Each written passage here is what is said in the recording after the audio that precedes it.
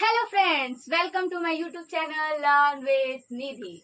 आज फिर से आप सभी से मिलकर मुझे बहुत अच्छा लग रहा है। आज हम आपके लिए एक बहुत ही इंटरेस्टिंग टॉपिक लेके आए हैं जिसका नाम है सेल के अंदर पाई जाने वाली कोशिका।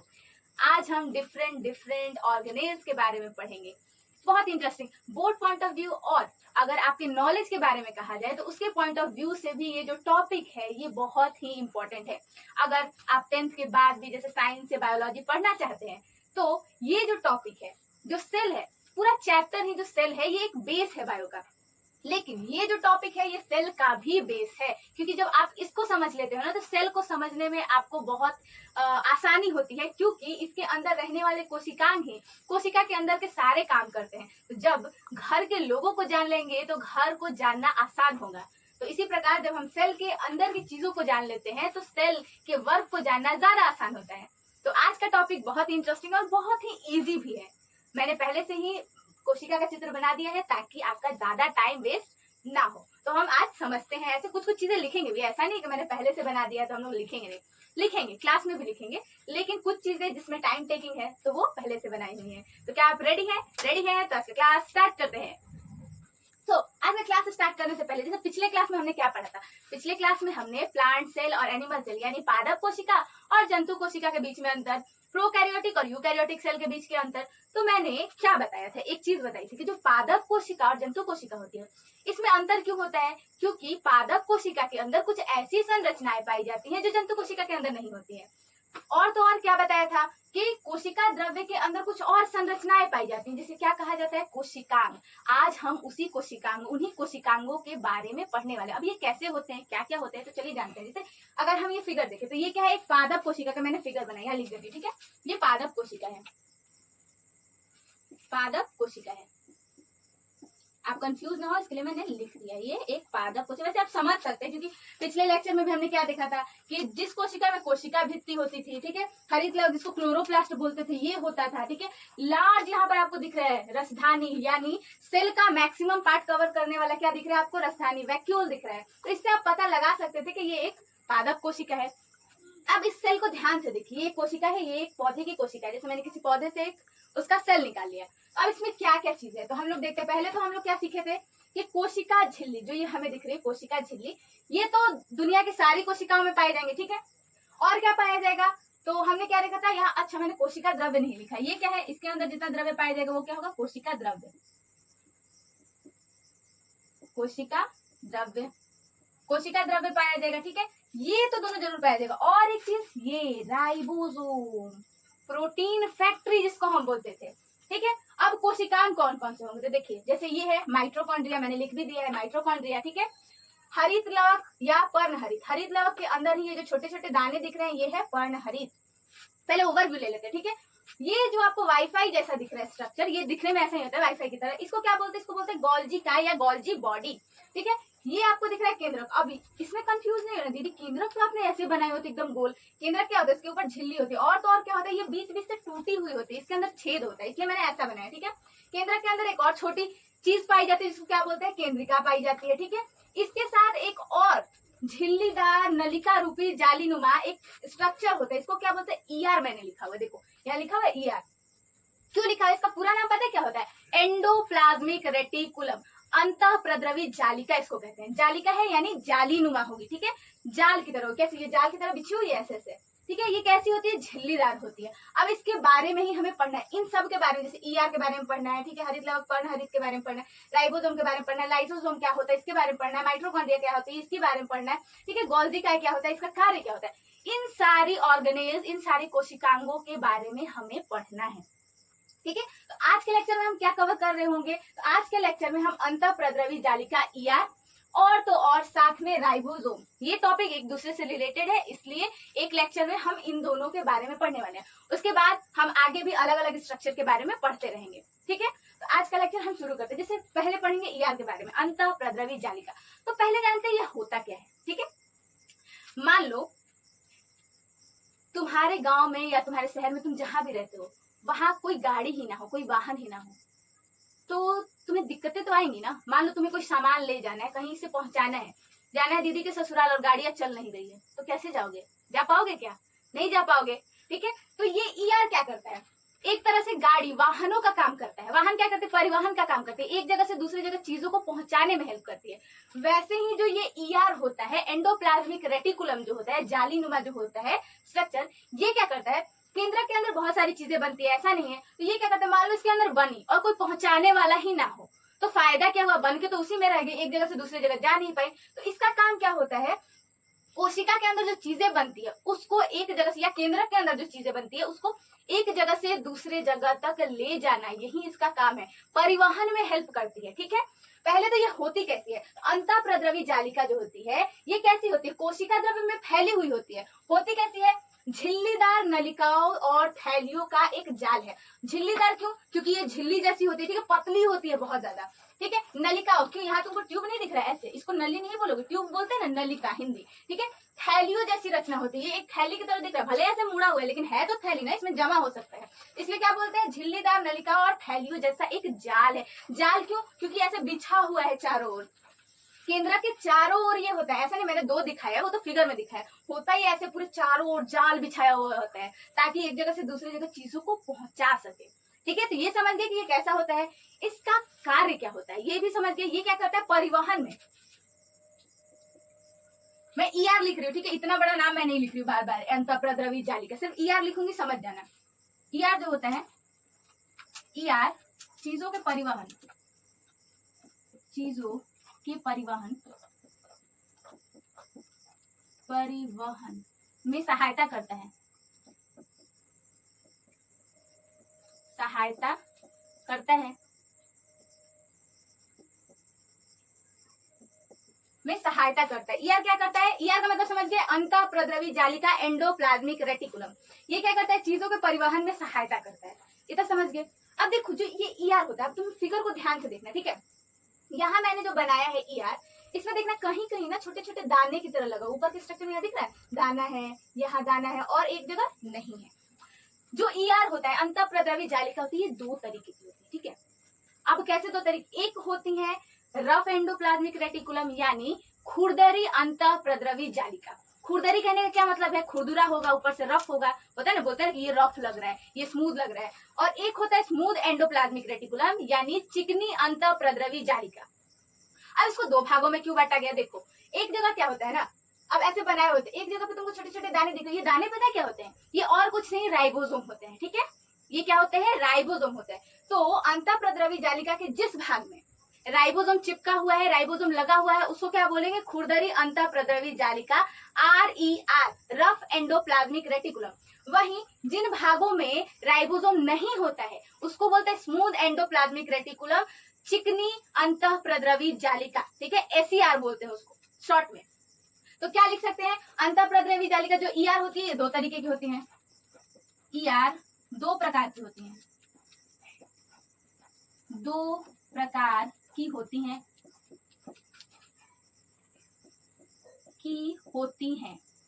अब कौन कौन से दो प्रकार, तो पहला कौन सा हो जाएगा, मैंने क्या बताया, खुरदरी,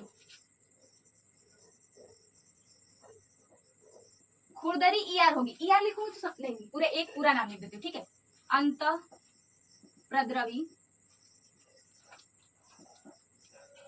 अंतःप्रद्रवी जालिका, मैं बार बार लेकिन पूरा नाम नहीं लिखूंगी, एक बार लिख रही हूँ, खुरदरी अंतःप्रद्रवी जालिका। अब देखो खुरदरी को क्या बोलते हैं, रफ बोलते हैं। ठीक है, तो यहाँ लिख सकते हैं RER, रफ एंडोप्लाज्मिक रेटिकुलम। ठीक है, दूसरा क्या होता है, दूसरा कौन सा होता है, चिकनी, चिकनी अंतःप्रद्रवी जालिका, इसको क्या बोलते हैं, SER यानी स्मूथ, चिकनी का इंग्लिश क्या होता है, स्मूथ एंडोप्लाज्मिक रेटिकुलम। ठीक है, इतना समझ में आया, ये दो तरह की होंगी, कौन कौन सी, तो खुरदरी अंतःप्रद्रवी जालिका और सॉरी और चिकनी अंतःप्रद्रवी जालिका SER। अब इसको बांटा किस बेस पे गया है, तो जिस ER पे राइबोसोम प्रेजेंट होंगे, ठीक है, जिस ER पे राइबोसोम प्रेजेंट होंगे उनको क्या बोलेंगे, RER या खुरदरी अंतःप्रद्रवी जालिका, और जिस पे राइबोसोम प्रेजेंट नहीं होंगे यानी एब्सेंट होंगे उसको क्या बोलेंगे, चिकनी अंतःप्रद्रवी जालिका यानी SER। इसको लिख लेते हैं। ठीक है, क्या लिखेंगे, तो मैं यहाँ लिख रही हूँ खुरदरी ER। ठीक है,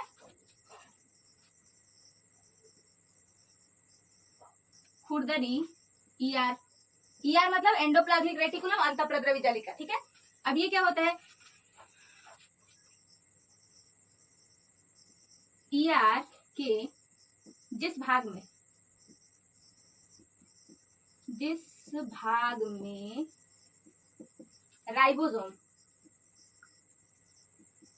राइबोसोम होगा उसे RER लिख दूं, यहाँ शॉर्ट लिखा है, ठीक है, RER कहते हैं,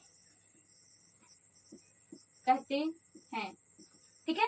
दूसरा क्या होता है, दूसरा हम लिख सकते हैं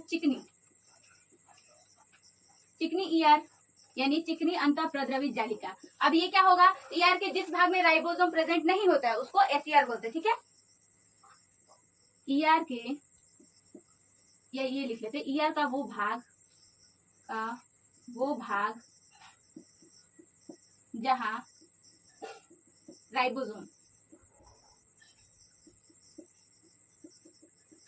राइबोसोम नहीं होता है, याद रखना, नहीं होता है, उसे SER स्मूथ एंडोप्लाज्मिक रेटिकुलम कहते हैं,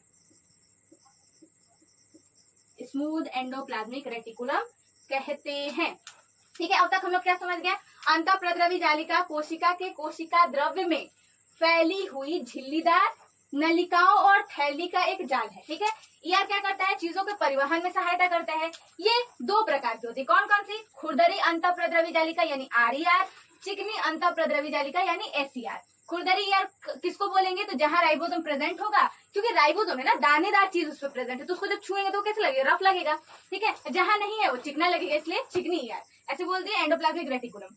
अब देखो होता क्या है, अब इसका काम क्या होता है आखिर, rough endoplasmic reticulum, smooth endoplasmic reticulum जो है, खुरदरी ER और चिकनी ER का काम क्या होता है, अगर कार्य बताएं तो देखो, राइबोसोम जो होता है इसके बेस पे इसका कार्य भी डिसाइड होता है। अब राइबोसोम क्या करता है, इसको मैंने क्या बोला, प्रोटीन फैक्ट्री, प्रोटीन बनाने का कारखाना है, यानी प्रोटीन बनाता है, ठीक है। अब जहां ये प्रेजेंट होगा वो भी प्रोटीन बनाएगा, तो जो खुरदरी अंतःप्रद्रवी जालिका है ये क्या करती है, ये प्रोटीन बनाने का काम करती है, ये क्या करती है, प्रोटीन बनाती है। जो चिकनी अंतःप्रद्रवी जालिका है ये क्या करती है, ये लिपिड बनाती है, यानी वसा बनाती है, ठीक है। इसका कार्य क्या होता है, वसा बनाने का कार्य होता है, तो इसका कार्य लिखेंगे, इससे पहले आप ये लिख लें, ठीक है। इतना नोट डाउन कर ले, इसके बाद मैं इसको इरेज करने वाली हूँ। हो गया नोट डाउन,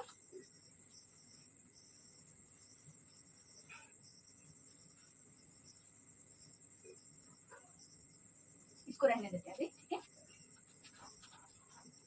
क्या लिखेंगे हम लोग यहाँ पर, तो खुरदरी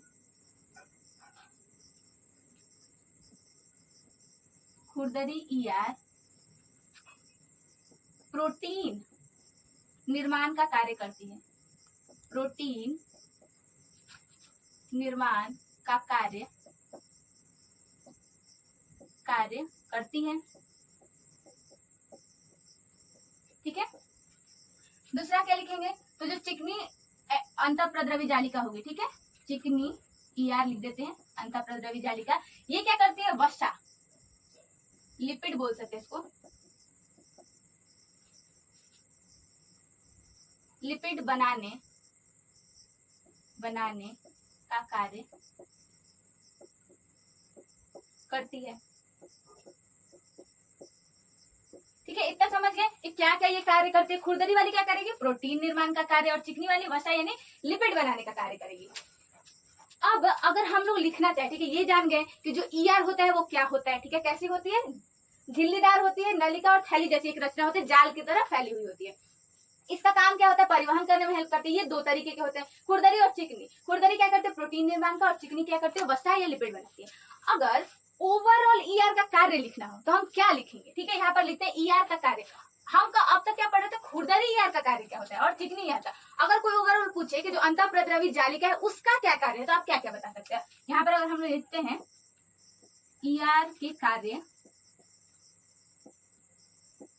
अगर कार्य लिखते हैं यहाँ, ठीक है, तो पहला क्या लिख सकते हैं, पहला क्या लिखेंगे, तो ये परिवहन में सहायता करता है, यह परिवहन में सहायता करता है, सहायता करता है। ठीक है, ये लिख लीजिए, परिवहन में सहायता करता है। दूसरा क्या लिख सकते हैं, क्या हम ये लिख सकते हैं कि ये प्रोटीन निर्माण का कार्य भी करता है, या प्रोटीन बनाता है?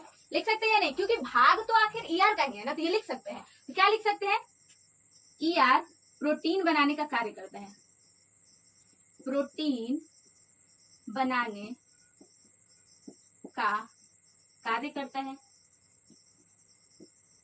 कार्य करता है। अगर इसमें भी कोई पूछ ले कि कौन सा ईआर, तो अब आपको बताना, ऐसे आप बता सकते हो कि ये प्रोटीन बनाता है, लेकिन अगर कोई पूछ दे, कोई जानकार हो, ऐसा सब तो नहीं होंगे ना, किसी को ऐसे ही पता है कि अच्छा एंडोप्लाज्मिक रेटिकुलम जैसी कोई संरचना होती है, अंतःप्रद्रवी जालिका जैसी कुछ चीज होती है, तो वो क्या पूछेगा, इसका कार्य क्या है, आप बता दोगे। अब किसी कोई जानकार है, जैसे आपका टीचर है, ठीक है, या फिर कोई स्टूडेंट है तुम्हारा क्लासमेट, वो पढ़ रहा है, तो वो पूछ सकता है ना कि भाई खुरदरी ईआर का काम क्या होता है, तो आप बताओगे अच्छा प्रोटीन निर्माण स्पेसिफिक ये करता है, लेकिन ओवरऑल जब हम काम बताते हैं तो क्या बता सकते हैं कि ईआर प्रोटीन बनाने कार्य करता है। तीसरा क्या बता सकते हैं हम लोग, तो ये वसा भी बनाता है। ठीक है, ईआर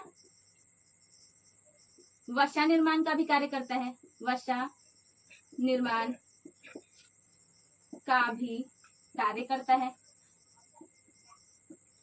कार्य करता है।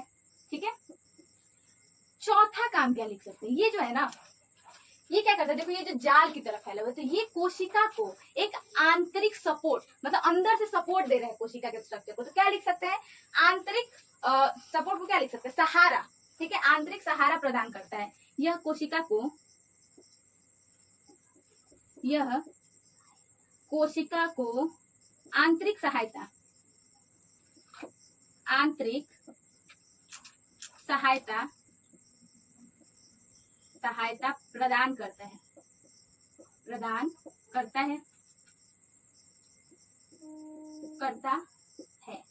ठीक है, तो इसका क्या क्या कार्य हो जाएगा, इसके 4 कार्य हम लोगों ने लिख लिए, कौन कौन से, यह परिवहन में सहायता करता है, ईआर प्रोटीन बनाने का भी कार्य करता है, ईआर वसा निर्माण में भी हेल्प करता है, और यह कोशिका को आंतरिक सहायता भी प्रदान करता है। तो हमने अंतःप्रद्रवी जालिका के बारे में जो जो पढ़ा, एक बार हम इसको रिवाइज कर लेते हैं फिर से। पहले आप इसको नोट डाउन कर लो, ठीक है, फिर मैं थोड़ी देर में इसको थोड़ा रिवाइज कराती हूँ। नोट डाउन कर ले नोट डाउन, सभी लोगों ने कर लिया, तो हम इसके बारे में फिर से एक बार रिवाइज कर लेते हैं। अंतःप्रद्रवी जालिका क्या होती है, तो जालिका है यानी ये जाल जैसी संरचना है। ये कहाँ होती है, तो केंद्रक के पास होती है, याद रखना केंद्रक के बहुत पास होती है। ठीक है, ये कैसी होती है, तो नलिका और थैली जैसी रचना होती है। ठीक है, झिल्लीदार होती है, यानी पतली होती है, बहुत ही ज्यादा। झिल्लीदार कहने का मतलब एक तो पतली होती है, ऊपर से पता है इसके ऊपर कवरिंग भी होता है, झिल्ली में, जैसे कोशिका के ऊपर प्रेजेंट होता है ना कोशिका झिल्ली, वैसे इसके ऊपर भी एक झिल्ली प्रेजेंट होता है, पिल्लों के ऊपर जैसे कवर होता है, इसके ऊपर भी कवर होता है, तो झिल्लीदार। ठीक है, अब इसके बारे में हमने क्या पढ़ा, यह परिवहन में कार्य करती है, परिवहन में हेल्प करती है। ये 2 तरह की होती है, कौन कौन सी, तो खुरदरी अंतःप्रद्रवी जालिका, आरईआर जिसको बोलते हैं, और चिकनी अंतःप्रद्रवी जालिका यानी एसईआर, स्मूथ एंडोप्लाज्मिक रेटिकुलम। अब आरईआर जो होता है वो किसमें हेल्प करता है, प्रोटीन बनाने में हेल्प करता है, वहीं जो एसईआर होता है वो किसमें हेल्प करता है, लिपिड बनाने में, यानी वसा बनाने में कार्य करता है, वसा बनाने कार्य करता है। ठीक है, तो अगर अब खुरदरी किसको बोलेंगे, चिकनी किसको बोलेंगे, खुरदरी जिस पे राइबोसोम प्रेजेंट होगा उसको खुरदरी बोलेंगे, और जिस पे राइबोसोम प्रेजेंट नहीं होगा उसको चिकनी बोल देंगे। ठीक है, अगर ईआर का कार्य लिखना हो, ठीक है, इसके बारे में अगर बताना हो तो क्या लिखेंगे, यह परिवहन में सहायता करता है, यह प्रोटीन बनाने का कार्य करता है, यह वसा निर्माण का भी कार्य करता है, और यह कोशिका को आंतरिक सहायता प्रदान करता है। ठीक है, तो ये हमारा फिनिश होता है पहला टॉपिक ईआर। क्या आप सबको, अगर इसमें इस टॉपिक में अगर आप सबको कोई कंफ्यूजन हो तो आप कमेंट बॉक्स में इससे रिलेटेड कमेंट कर सकते हैं। ठीक है, ये टॉपिक हमारा फिनिश हो चुका है। अब हम स्टार्ट करेंगे अपना अगला टॉपिक। इससे पहले आप लोग ये नोट डाउन कर ले और अच्छे से एक बार समझ ले। ठीक है, तो आप सभी ने नोट कर लिया होगा, तो मैं इसको फिनिश कर देता हूँ।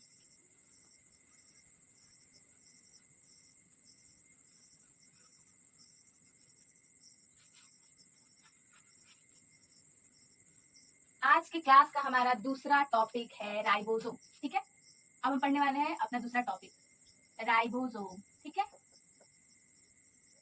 लिखते राइबोसोम है और पढ़ते राइबोसोम है, इसमें कोई भी कंफ्यूज नहीं होगा। अब तक हमने क्या देखा कि अंतःप्रद्रवी जालिका के ऊपर छोटे छोटे जो कण होते हैं इसे क्या कहते हैं, राइबोसोम कहते हैं। ठीक है, ये कैसे दिखते हैं? छोटे छोटे कणों की तरह दिखते हैं। इनका कार्य क्या होता है? प्रोटीन बनाने का कार्य होता है। तो अब इसको अगर परिभाषित करना हो तो ये होते क्या है? तो देखो, जो राइबोसोम होते हैं ना, वो क्या होता है? कोशिका की सबसे छोटी और झिल्ली रहित कोशिकांग है। राइबोसोम क्या है? किसी भी कोशिका में प्रेजेंट सबसे छोटी और झिल्ली रहित कोशिकांग है। तो क्या लिख सकते हैं राइबोसोम के बारे में हम लोग? पहला पॉइंट क्या लिख सकते हैं? राइबोसोम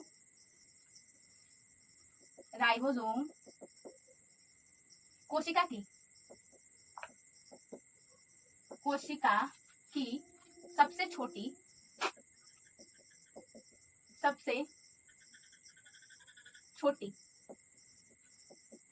झिल्ली रहित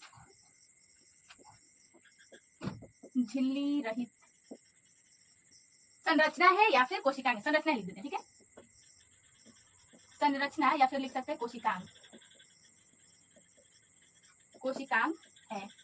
अब कहने का मतलब क्या है कि भाई सबसे छोटी, तो देखो कोशिका में जितने भी स्ट्रक्चर पाए जा रहे हैं उनमें सबसे छोटा, जैसे घर में भी होता है ना, सब बहुत लोग होते हैं घर में, लेकिन एक होता है ना सबसे छोटा घर में कौन है, सबसे छोटा भाई बहन कौन है। तो वैसे ही इसके घर में जैसे सेल के अंदर बहुत सारी चीजें हैं, ठीक है?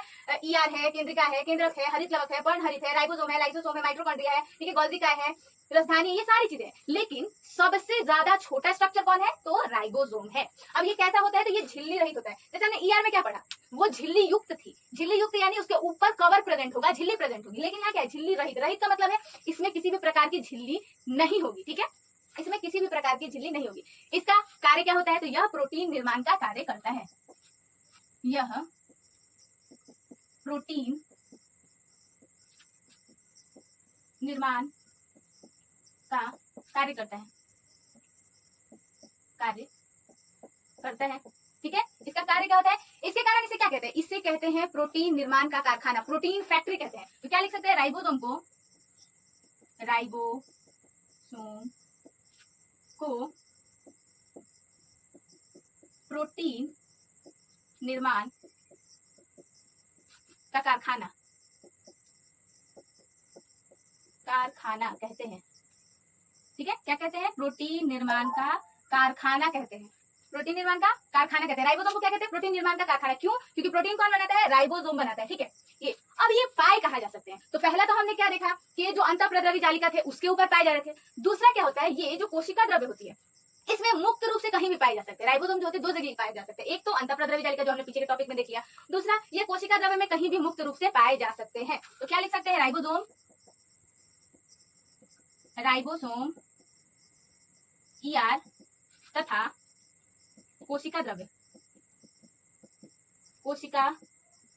द्रव्य में पाए जाते हैं,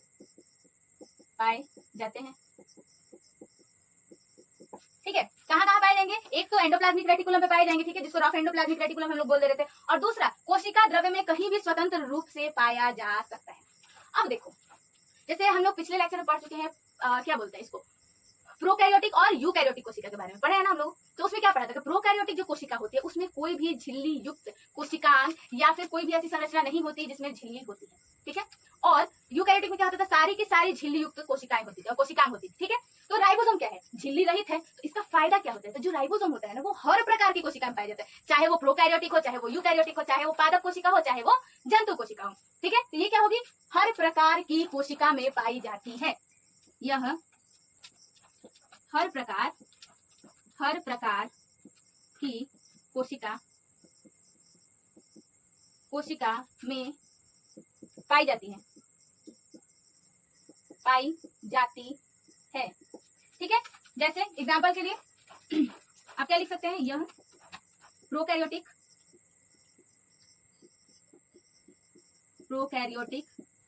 तथा यूकैरियोटिक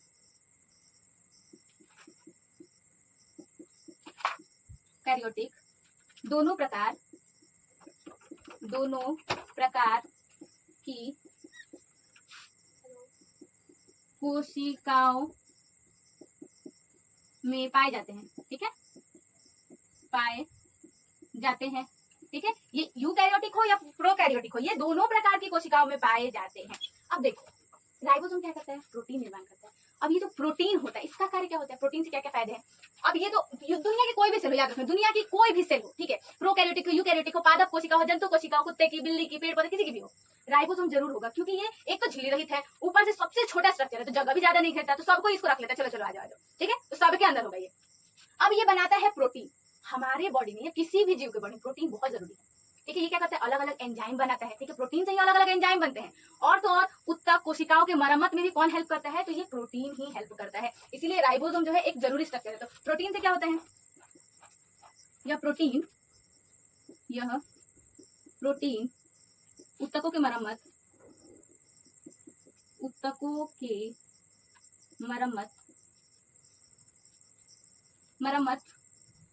और एंजाइम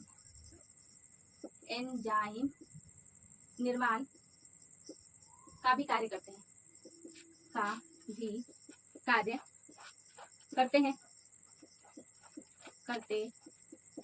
तो ये थे कुछ राइबोसोम के बारे में कुछ इंपॉर्टेंट पॉइंट्स, ठीक है।